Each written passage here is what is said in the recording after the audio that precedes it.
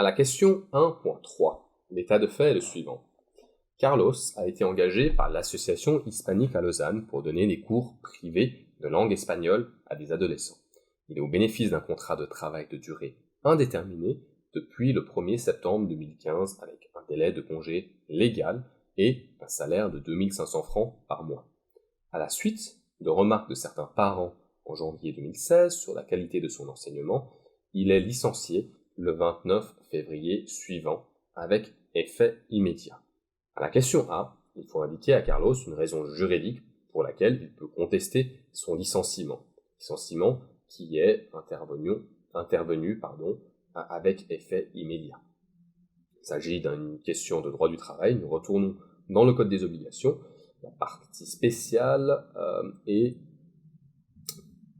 au titre 10e concernant le contrat de travail. Il s'agit d'un contrat individuel de travail. Nous allons descendre jusqu'aux dispositions concernant la résiliation immédiate, dans la lettre G, fin des rapports de travail, ou à l'article 337, alinéa 1, il est indiqué ce qui suit. L'employeur et le travailleur peuvent résilier immédiatement le contrat en tout temps pour de justes motifs. La partie qui résilie immédiatement le contrat doit motiver sa décision par écrit si l'autre partie le demande. Ici, l'employeur a résilié pour février 2016 le contrat de Carlos suite à des remarques des parents en janvier 2016. Un premier motif de contestation est donc le fait que le temps entre la cause, donc les plaintes, et le licenciement est trop long.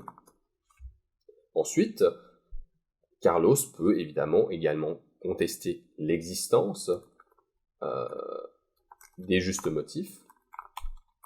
La donnée ici est relativement vague, donc nous ne savons pas exactement en quoi il consiste, mais Carlos peut, conformément à l'article 337, demander une motivation.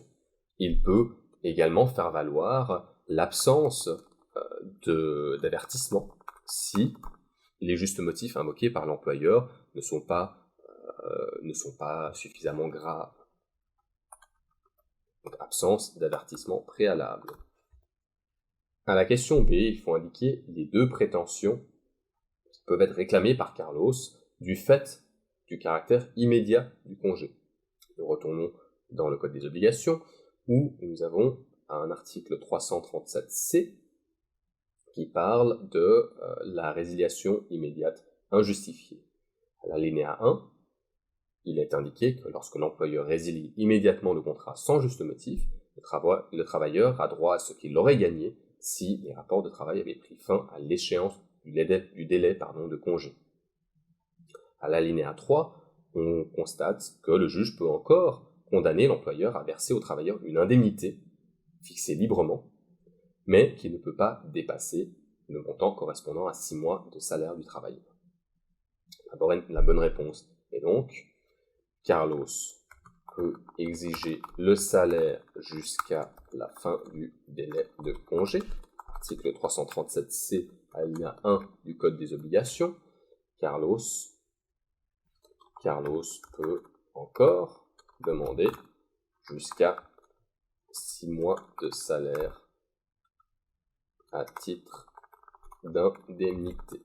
Et là, il s'agit de l'article 337C, alinéa 2 CO.